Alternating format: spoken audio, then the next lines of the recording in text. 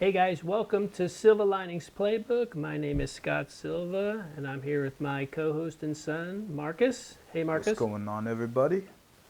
We're here to talk about NFL Week 2. Let's get started.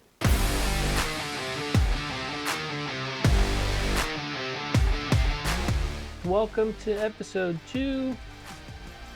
I'm here with Marcus once again. We're going to be talking about games from Week 2. Marcus, what was your favorite game of the week? I mean, not my favorite outcome, but I think it's, the best game of the week is the only right answer. It was the best game of the week. Let's talk about it. 40-37, Dallas beats the Giants in overtime. Russell Wilson, who people like you and I last week were saying he might not be long for the starting role, but he did so well last week. I'm certain he's going to be the starter for a while. Jackson Dart will be waiting for him a bit. Yeah, I mean, he balled out. He had the best game of his career statistically. I'm pretty sure one of them. He did great. The Giants scored a lot of points. The defense, it was a kind of change of scenarios. The defense didn't do much, while the offense did everything, and unfortunately just came up short from the beginning of the game with their tackle having, what was it, 4 penalties on one drive. Cut him, leave him in Dallas. That dude is not allowed near the facility of any NFL team. That's unacceptable. Go back to JUCO with that. But that interception at the end, Russell Wilson moonball and to the other It, team. that wasn't even close to where Neighbors was running his route No, there. It was way inside when Neighbors was running to the sideline. So that was unfortunate for such a good game. That was an exciting game. It was fun to watch. The running game there in New York seems to be the committee might be shifting to Scadaboo being the lead back this week. What are your thoughts on that? Tracy didn't seem to get as many carries as he had last week, and he was returning kickoffs. And I know the last time he did that was when he was a rookie and he was down in the depth chart. So I didn't think they'd be having him return kicks if he's going to be RB1. I mean, it paid off pretty well having him doing that.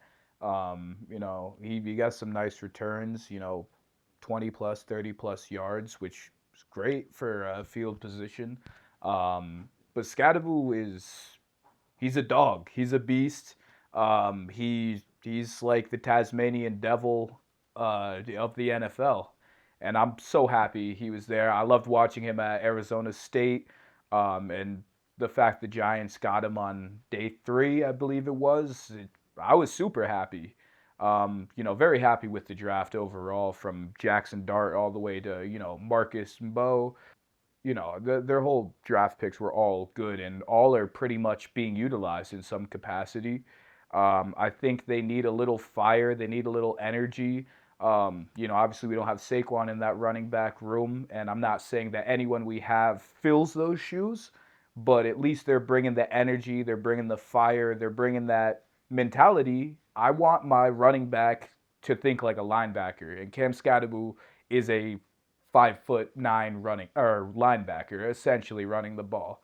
Yeah, he's exciting. I'm looking forward to see what's going and all the fantasy owners how they're going to deal with that running back situation. We're going to have to watch week 3 carefully. I think it's going to start working itself out.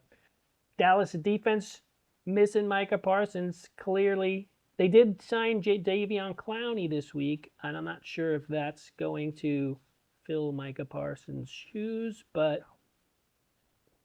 I don't know. Thoughts on that?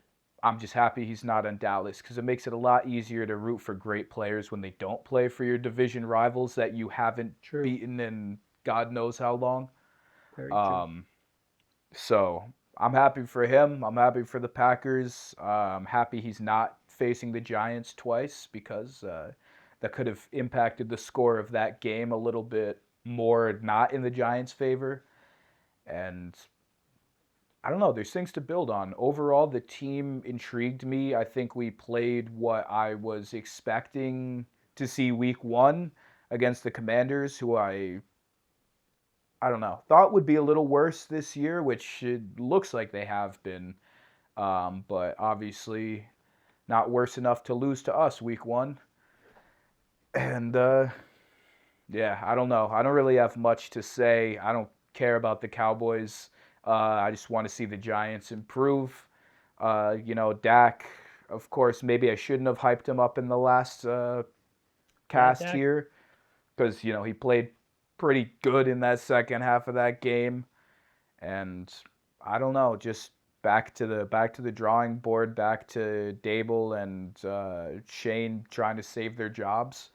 I do think, was it Bowen, the defensive coach? I don't know, was not happy with how that defense looked in that game, and that was nothing to do with the players on the Giants. Yeah, the defensive backs, which has been a shaky area for years now. But that front of that defense is incredible, and I just feel like there were stupid decisions playing that far off the ball when they have a kicker that can drill it from 70 yards out. That's just a rookie coaching mistake being made, and that's not acceptable. It's a do or die stage for the Giants, and I don't think we can accept that and allow people who do stuff like that to be part of this organization if we want to grow to forget winning a Super Bowl, to win the conference over the Eagles, Commanders, and Cowboys. So that's where I stand with that. I'll stop my aggravated Giants rant that I know we're all feeling internally. And yeah, Well, I knew you had to get that out. You've been waiting all week to get to vent it, so I was letting you have that run, and hopefully you'll be better. You did mention the Commanders. Jaden Daniels got a sprained knee. He's going to might miss the game. It sounds like he's going to miss the game this Sunday. And to me, week 2 was highlighted by a lot of injuries. Joe Burrow got a turf toe surgery. He's going to be out till late December, maybe the whole year. I mean, if the Bengals aren't in a playoff fight, I don't see any reason for him coming back. J.J. McCarthy had a high ankle sprain. You've lived through one of those.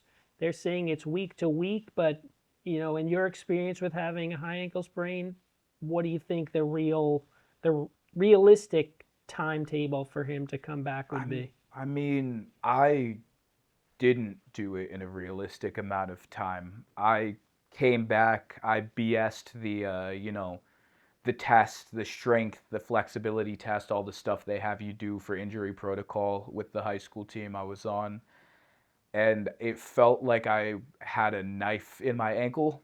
And, they put me on the field the next game and I was just limping out there. It was obvious that my season was done. So I think he will. I think at an NFL level, with that level of training and medicine and rehab that they have access to, he'll play by the end of the season. I think, especially if they are still fighting for a playoff spot.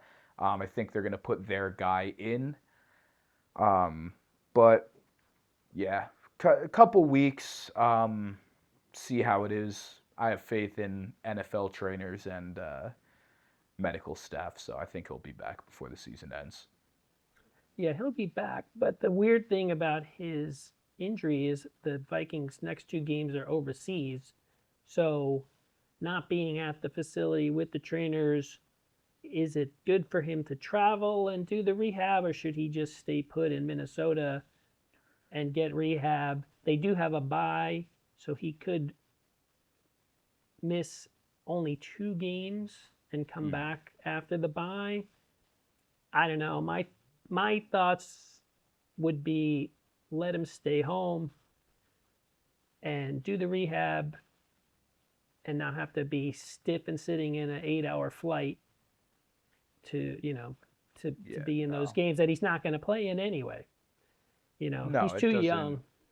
make sense. A young guy they're clearly invested in. This is the guy that they believe is their franchise quarterback. Sam Darnold had a career season, and they parted ways. Obviously, J.J. McCarthy was supposed to be the guy the year before, or at least at some point.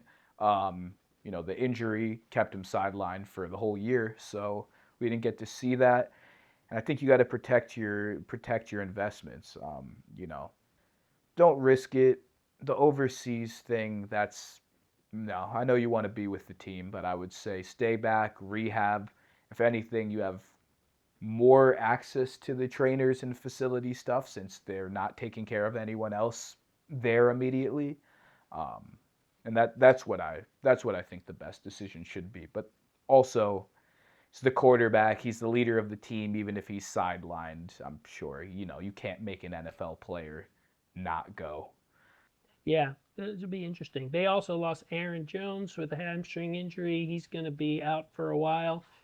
I think they put him on IR, so that means Jordan Mason's going to be the RB1 for the next couple of weeks, which he seemed to have the slight edge with yards and carries, so it seemed like it was heading that way anyway, but they will miss Aaron Jones. Another quarterback went down for the Jets, Justin Fields. He got a concussion. Tyrod Taylor's going to be starting this week. I always thought Tyrod was a good quarterback. I don't think the Jets are going to have any fall off there other than quarterback rushing yards. But I think somebody like Garrett Wilson's going to appreciate Tyrod Taylor around because he's going to feed him. He knows that that's the number one receiver. He's going to get him the ball. What do you think about that? I mean, Terrell Taylor he's a great player. I mean, he's not the best quarterback, but I feel like he is one of those very, very solid, one of the best backup quarterbacks that you can have. He's been in the game forever. He started off as, I believe, Joe Flacco's backup in Baltimore. He led the Bills to their first playoff appearance since the, what was it, 90s, early 2000s. But no, he's good. He'll fill in good shoes. I think if anything, he'll make smarter decisions than Justin Fields might. And that's no knock to Justin Fields being bad.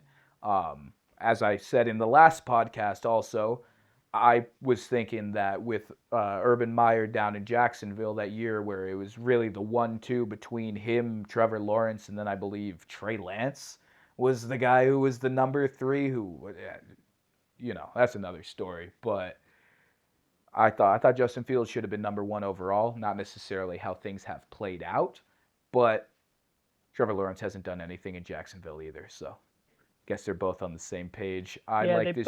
they both had to be learning a lot of new offensive systems. It seems like every year Trevor Lawrence has a new offensive coordinator or a new head coach, so he's learning yet another system this year.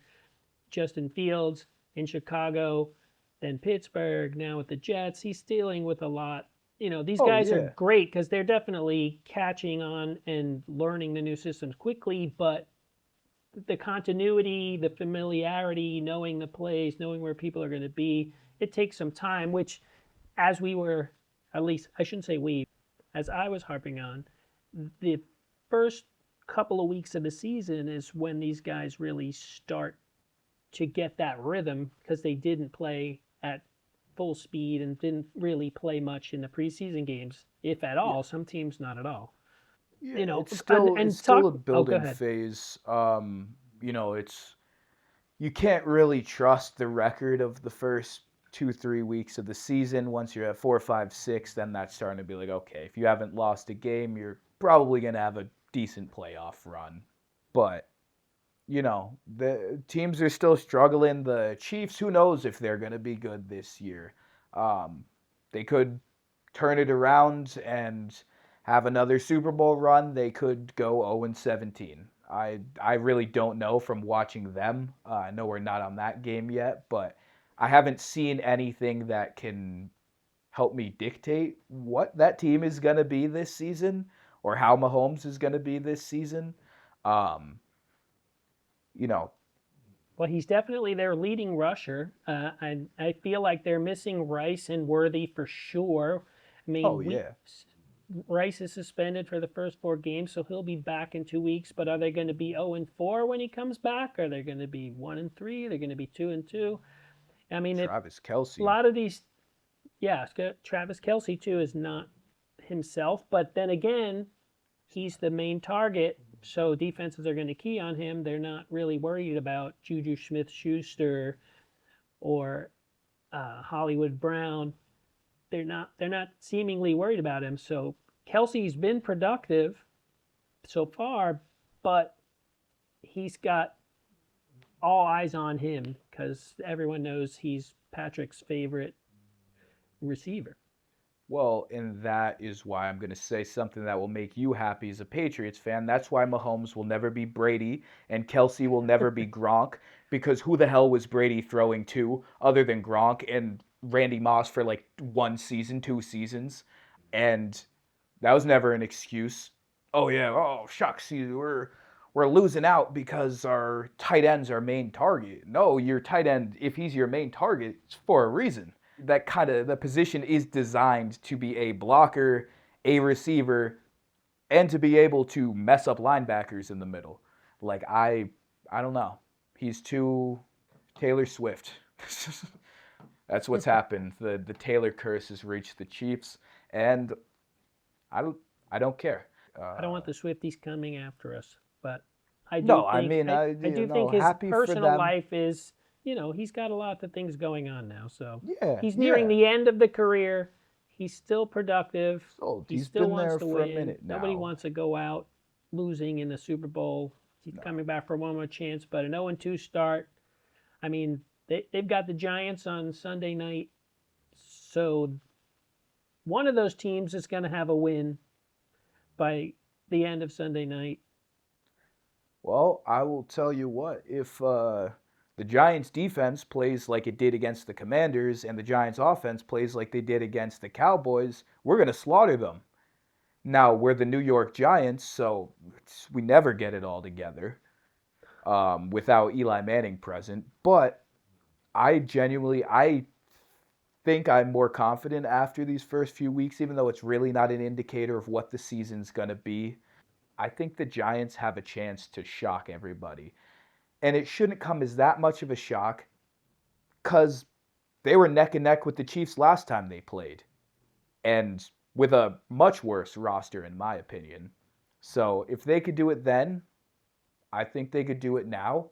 The only thing the Chiefs really have in their benefit in that scenario is they're getting it out the mud too. They're 0-2. They haven't had a win. So it's very different than a 2-0 Chiefs team being like, oh, we just won 2 Super Bowls, went to 3. We're going to come in here and not worry about this bottom barrel team. No, they're both hungry. They're both fighting. And besides the quarterback position, typically, and maybe tight end, I like the Giants team at almost every position besides maybe offensive line better than the Chiefs. And I'm confident. I'm excited for that game. It should be a good game. I think that's what NBC was hoping when they put it on Sunday night, but I think they also were hoping a first round rookie quarterback would be starting. So we'll see. We'll see how that goes. Well, that's another thing that was interesting, the unnecessary usage of Jackson Dart. It was hype to see him. Obviously, that first trick, play where they thought he was going to keep it and then they run it up the middle, that was beautifully executed. But I don't understand it. It felt like that was just a here damn to the fans than it was actually a necessary part of the game that was going to make us any more likely to win. Other than the one play working out, it's like how many times are you going to go in with a design to either draw up the middle or a QB rollout? Like how they did the same play all those times. And granted, I guess if you can't stop it, why stop doing it? But it just felt like if you're not going to put him out there, let him sling the rock, you're not going to put him out there and let him be a quarterback. Why are we putting him out there at all if Russell Wilson's not injured or playing horribly? Good points, all good points. We'll see how it turns out Sunday night. I know for sure you're going to be tuned in. I'm always going to watch my Giants play as much as they break my heart. Always going to check up on the highlights. Let's talk about the blowout of the week. Detroit, Chicago. Oh. The personal, petty, let's get the guy who left us. let's Let's show him what he's losing and run the score up. Detroit beating Chicago 52-21. That clearly was a message they were trying to send, especially when they went for it on fourth down late in the game, already winning, and they threw a touchdown pass to Amon-Ra St. Brown. It's just like, okay. The Bears, man, I just don't know when they're going to be good. I don't think I've really seen a Bears team be a good team in my lifetime other than some good individual players. The Lions are a team I also haven't really seen up until last year be good in my lifetime, but they balled out. I know we were a bit skeptical of the how the team would do after losing their coordinators, but it seems like they did just fine in week 2. Yeah, we were definitely. I myself was guilty of saying they need to not maybe go for it on fourth down as much and be a little traditional and go for the field goals when get the points when they're there. But they clearly didn't listen to our podcast and could give two spits whether or not what we think. And Dan Campbell just did his Dan Campbell stuff, and I just saw him sticking it to Ben Johnson, and saw a few of the post game interviews with the players who clearly they were saying this was a message. We were sending a message. We were letting them know, you leave, we're going to beat the pants off you. Oh yeah, and now Minnesota losing their quarterback for, XYZ amount of time. Packers are on fire starting this season off. Lions went insane the other day. It might be those two teams' conference, and I'm that's when that matchup happens. That's something I am interested to see. Yeah, that's going to be a good game, especially if Detroit is trending in the same direction they were against Chicago.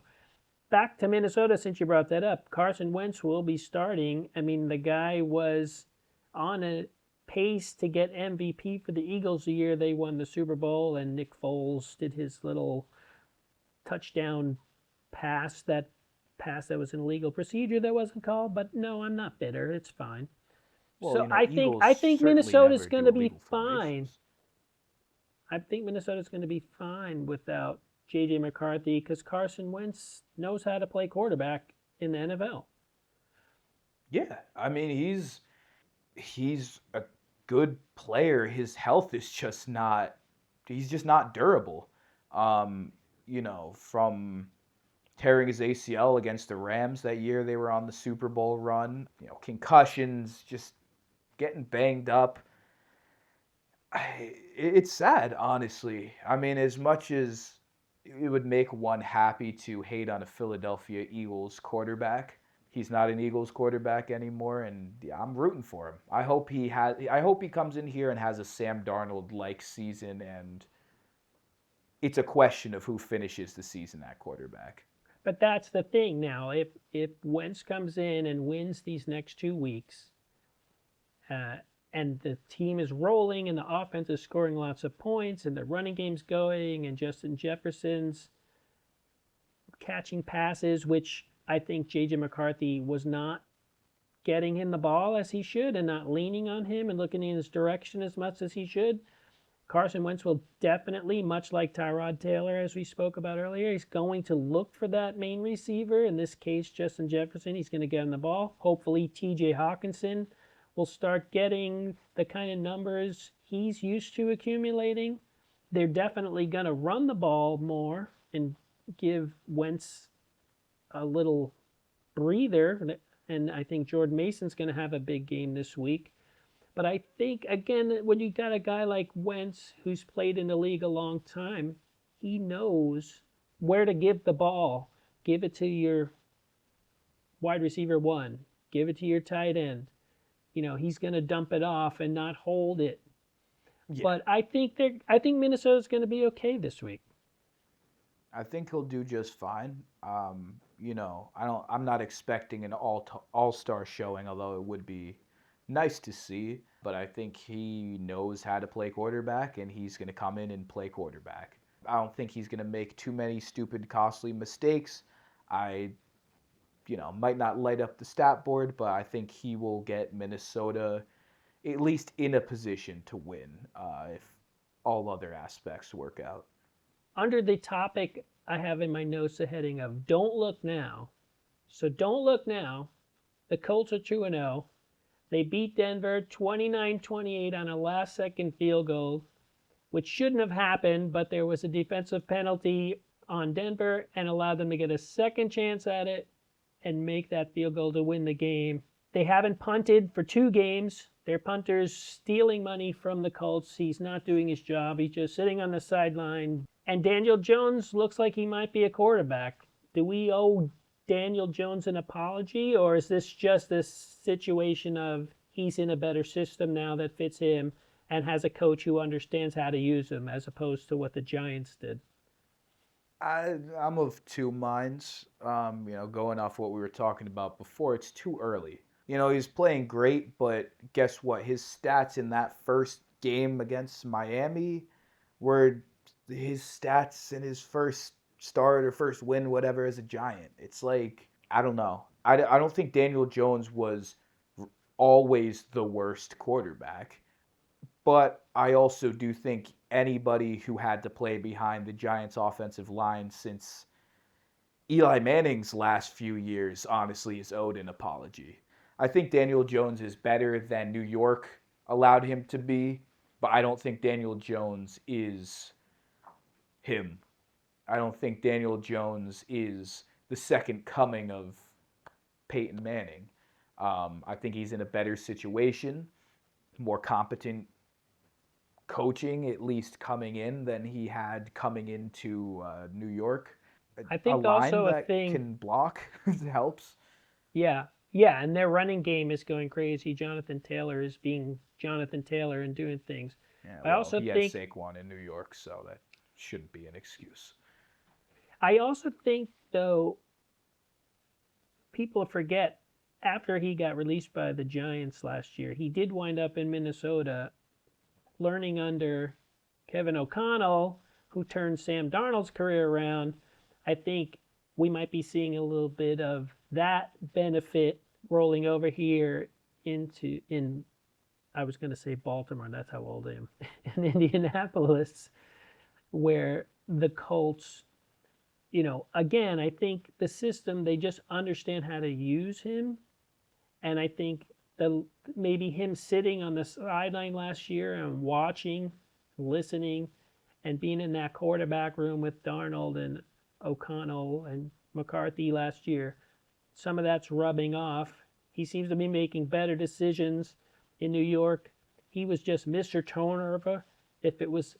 Every time he got hit, he seemed to fumble. Every time he threw a pass on third down when they really needed it, it was an interception.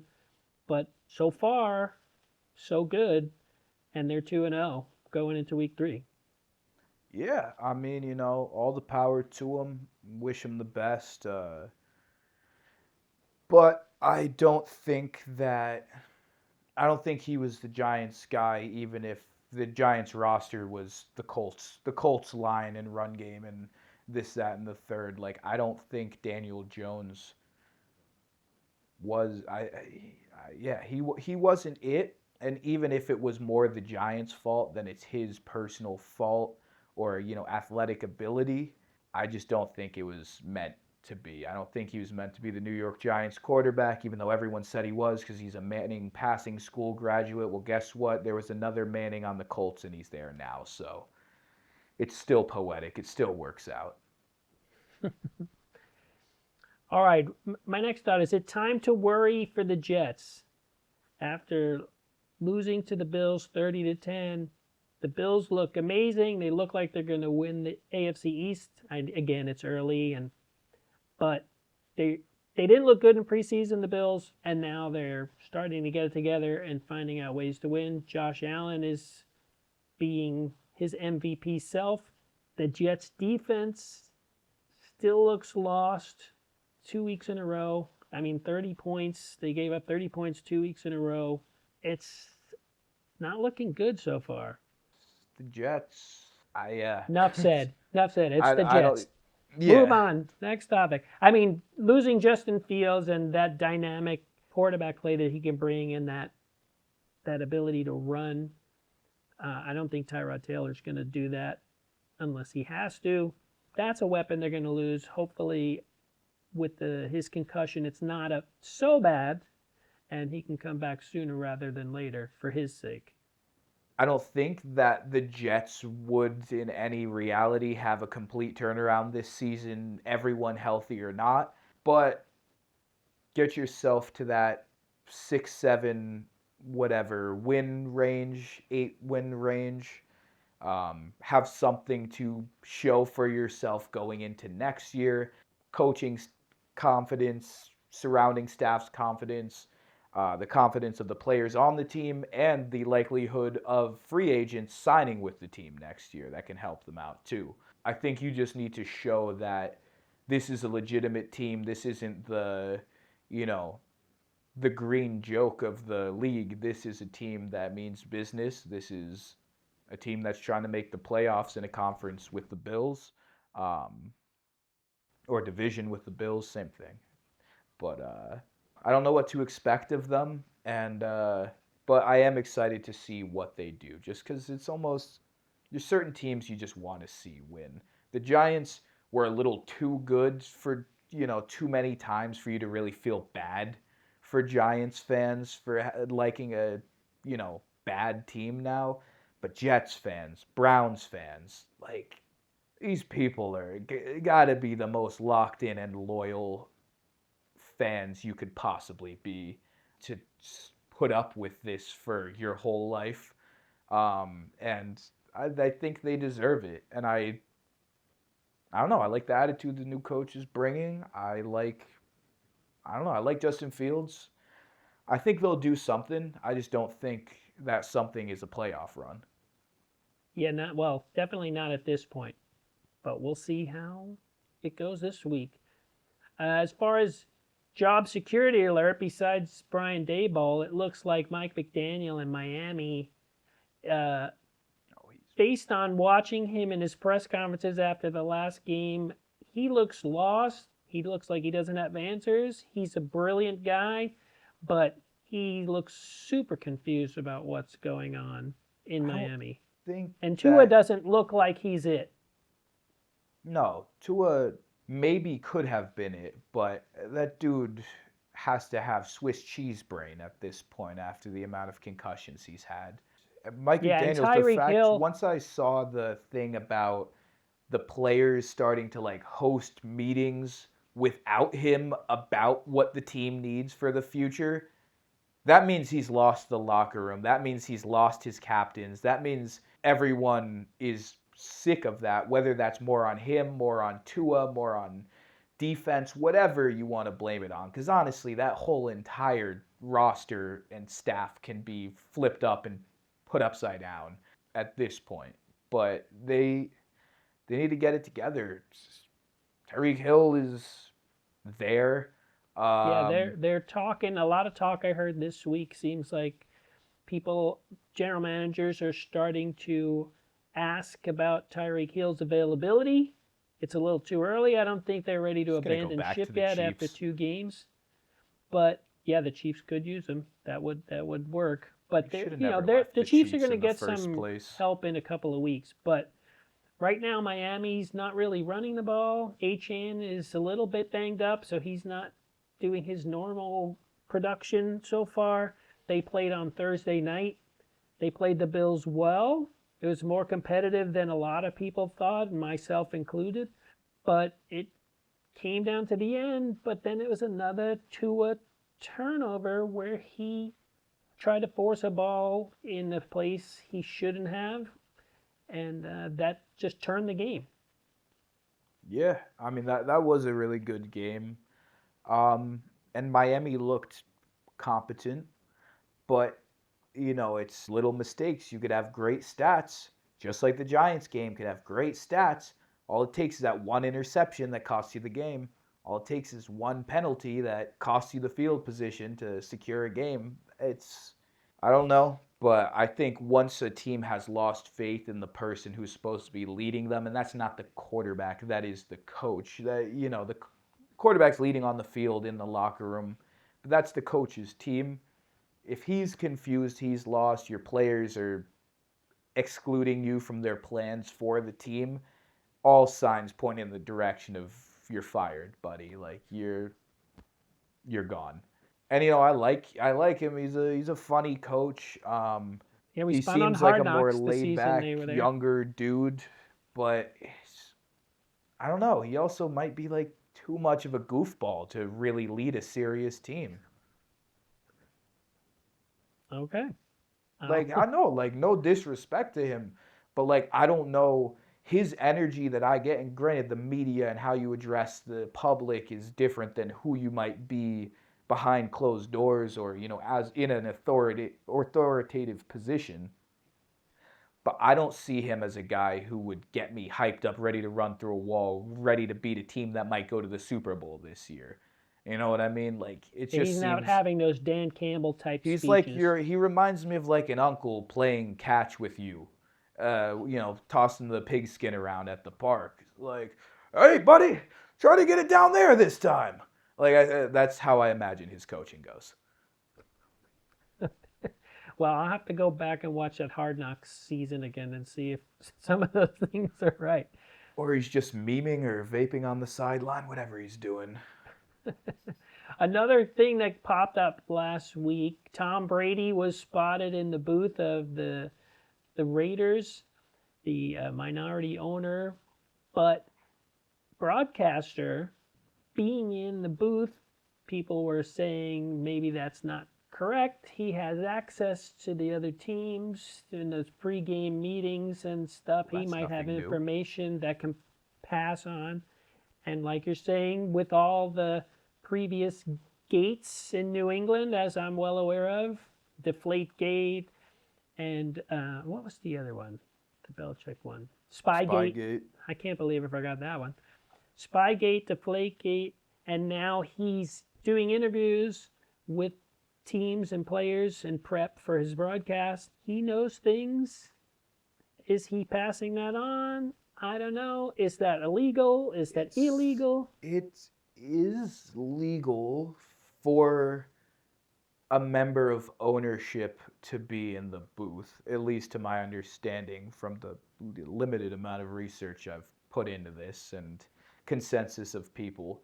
Um, but I guess it's more not even a moral question because it's sports, but I guess just like the sports ethics of having someone who technically has information and roster updates and all this stuff on every single person, but also in a multi million dollar investment that every single one of these players are, and even more so the teams.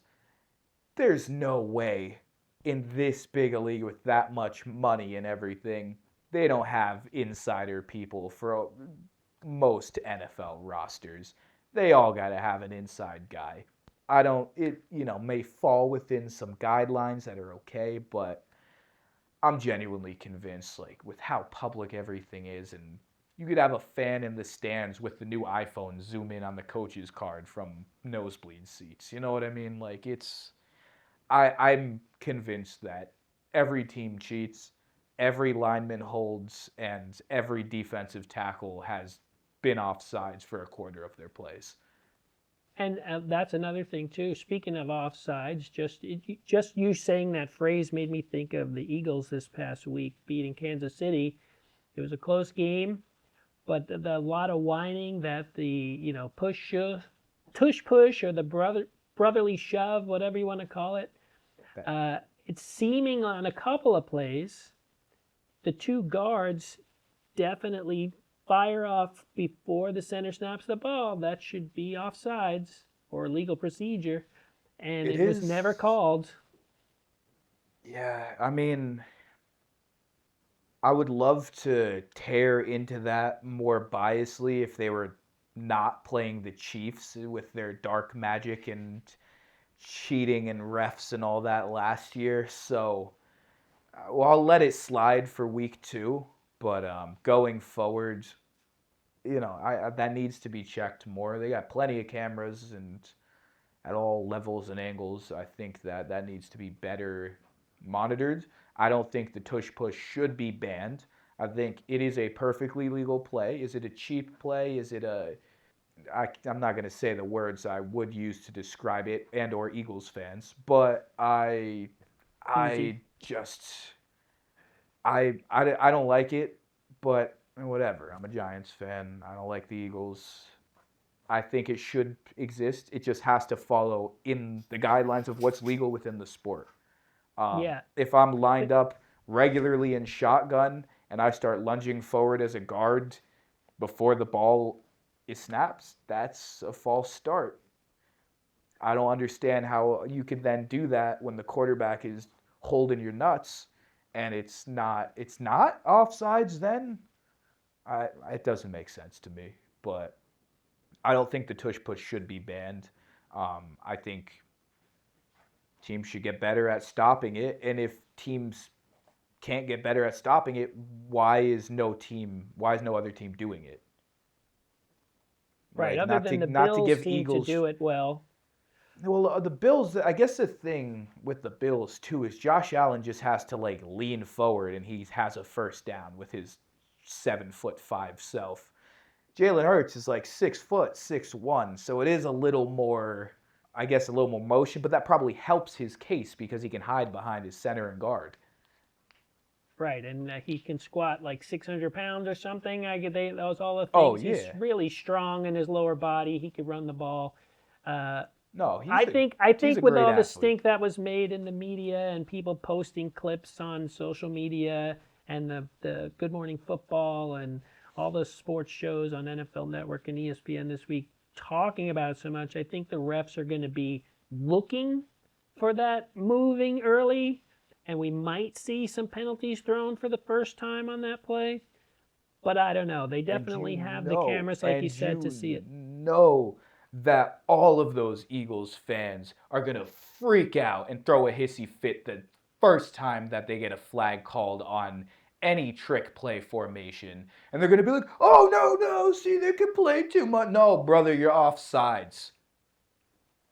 I mean, there was Why are one you an Eagles particular fan? You clip live that in I New Jersey. saw. That's where the Jets and Giants play. Get out of here. There's one particular clip from that game I did see where clearly the two guards were ahead and on their on the verge of making contact, and then the ball was snapped. That should have been called. It Yeah, wasn't. no, I think that's something for us watching the games this week to look out for and see if that actually comes true.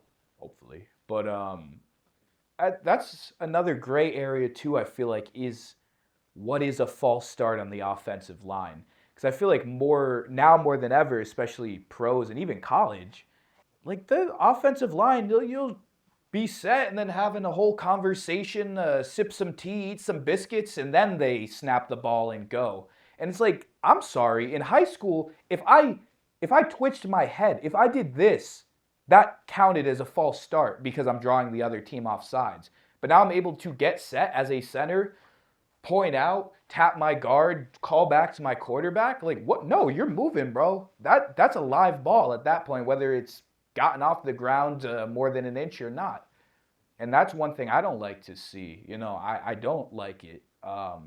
Yeah, that's the Obviously, I thing. wish I could have done that when I was playing, line in high school. But and that's not just Eagles. That's just football in general. The offensive line should not be able to move any more than a defensive lineman is able to move, and less actually, because at least you could switch gaps on the defense.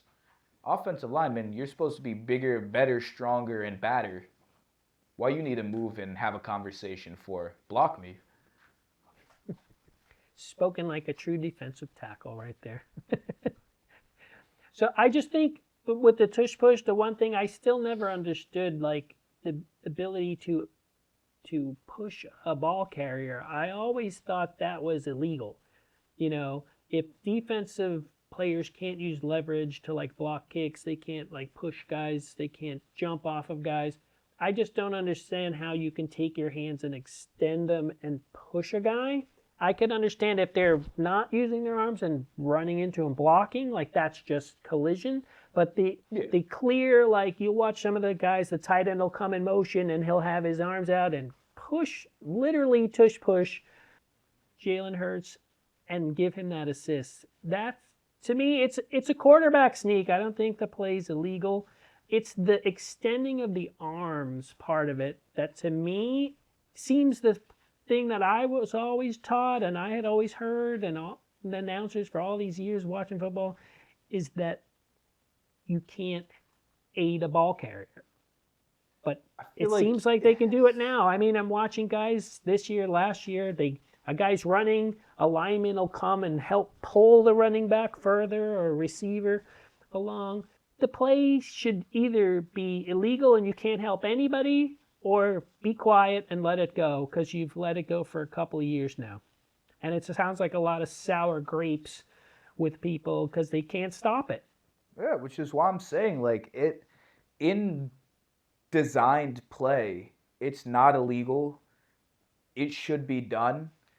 It's on the other teams that they can't stop it or can't do it. But if your guards are lunging forward early, yeah, that's a penalty. And I don't know. When it comes to shoving the dude, I do believe that that's technically like you can't advance the ball unless you're the ball carrier. Um, but when it comes to those close yardage situations, they usually it's kind of Everything gets a little 50-50. gray. It's a gray area because on one hand, like you know, let's go from a defensive perspective. I guess the closest thing to compare it to would be like whatever you tackle someone and you're at a stalemate. You have like three defensive linemen wrapping up the running back, and they're gonna blow the call, but I'm still tackling him backwards. We're still carrying him for negative yardage during that, but they're gonna call it dead because they're like clearly nothing is happening here. Like the play's dead. Don't want people getting hurt. So that same regard, I feel like it's kind of like sometimes they'll allow you to drag someone backwards on defense. Sometimes they don't. I think it is a very situational issue or judgment call. So then maybe the refs just need to get their act together and be a little more consistent how these things are judged and Yeah. be consistent across all the games, whether it be the Eagles or anybody. Like, you can't do this, period, end of story. And then that will put all of this arguing and whining to rest. Yeah, I don't know. There's not going to be a happy outcome because if you keep it, then everybody who hates the Eagles and the Chiefs and all that, they're all going to complain. Packers are going to try to ban it like they did last year. But then if they do ban it, everyone and their mother that roots for Philadelphia sports teams is going to be crying and whining about it. And like, oh, they're changing the rules of football. If you're so good, you'll find another play, buddy. But I don't know. All right. We can talk. We can keep talking about last week, but let's look ahead. Let's. I don't want to go as long as we went last week. I want people actually listen to this. So looking ahead to this week, there's a lot of 2-0 teams going against 0-2 teams. Packers and the Browns, Buccaneers, Jets, Colts, Titans. I think all those teams are going to wind up being 3-0 unless something crazy happens. I'm looking forward to the rematch of the NFC Championship game, the 2-0 Rams and the 2-0 Eagles.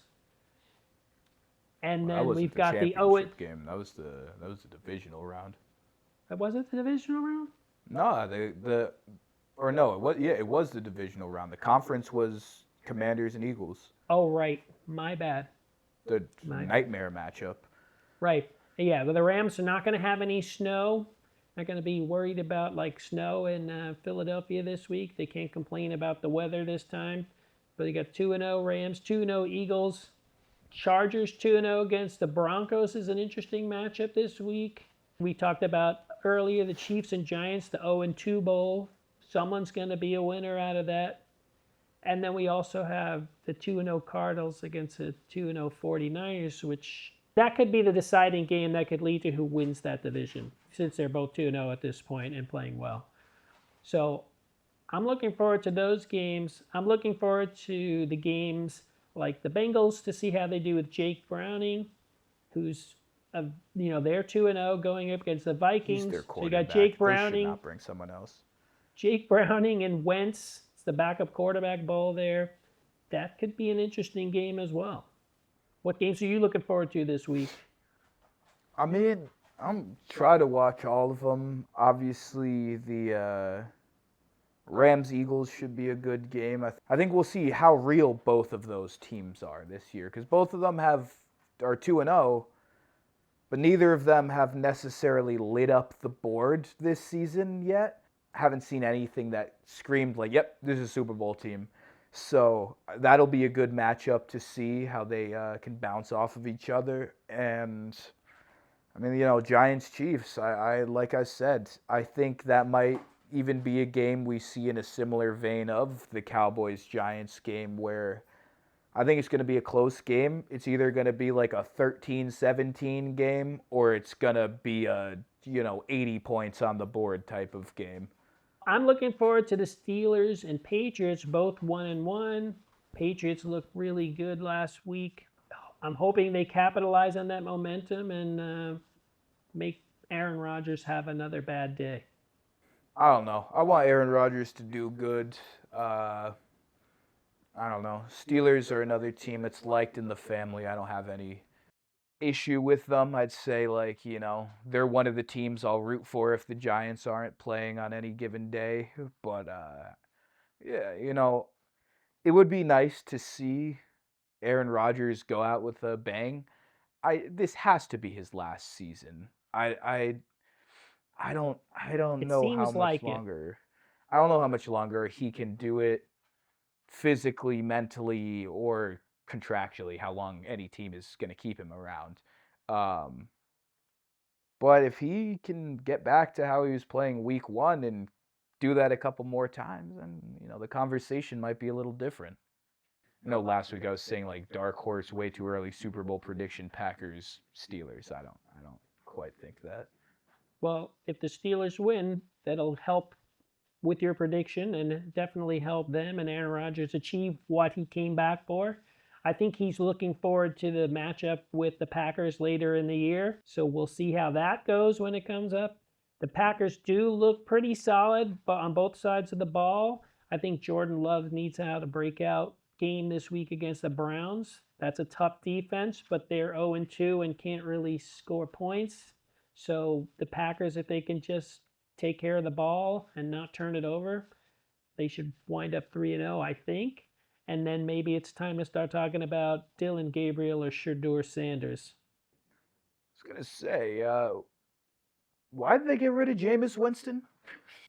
Don't know. Like that, like I don't know. And I know I've seen a lot of stuff on social media. It's like who's gonna win the Jameis sweepstakes out of all the teams with backup quarterbacks starting or banged up or old quarterbacks. I'm just like, all the teams they're talking about either had him in previous years or could have had him in the off season and didn't. But I think they could use him right now. I think he's better than Shador Sanders and Dylan Gabriel. Obviously, the ceiling's not as high just because he's already played his prime of football, and those are two rookies. I don't know what the Cleveland Browns are ever doing, so I don't think anyone does. They had Baker Mayfield, who might be MVP this year if I'm making a way too early prediction on that. And he certainly was the MVP of my fantasy league last year. That's another dude. I'd love to see him succeed. I liked him coming out of college. I wish somehow he could have ended up on the Giants. He went to the Browns and gives them 7 or 8 wins after being like 0-16 multiple times. And then And he's they led the Bucks this year to 2 late game comebacks than games they thought they were going to lose. And what more he's just cooked doing of that a Baker start of a magic, career right? than Cleveland and Charlotte or Carolina? It's like, and Carolina had him playing scout team defensive end in practice. Like he wasn't even really there to play a position. And then he goes in the Rams for like a week and finds his magic again and then goes to the Bucks and has been killing it the past few seasons. I'm excited to see every single Buccaneers game the rest of this year, and I want to see Baker Mayfield get his flowers he deserves. He is good. He's a fun guy to watch. They got a nice rookie wide receiver out there who's a little banged up, may or may not play. It's going to be a game time decision for him, Ibuka. But they look good. And when they get Godwin back in a couple of weeks, they're going to be scary on offense. 2-0 going up against the Jets. I feel bad for the Jets this week, but maybe the Jets will pull a surprise. Who knows? Yeah, that's gonna be the one game where they like. It makes no sense Baker Mayfield to have like 101 passing yards with like 2 interceptions, and the Jets somehow score like 30 points. Well, we'll see. Let's not keep these people listening and watching too long. Marcus, thanks for joining me. Thanks for the fun conversation. Always good to do this with you. It's my guilty pleasure of getting to talk to my son for an hour about the sport we both love. So thanks for joining me this week. And thanks to everybody at home for watching. If you like what you see, give us a thumbs up, subscribe, tune in the next week, and enjoy your football on Sunday. And good luck with your fantasy teams. All right.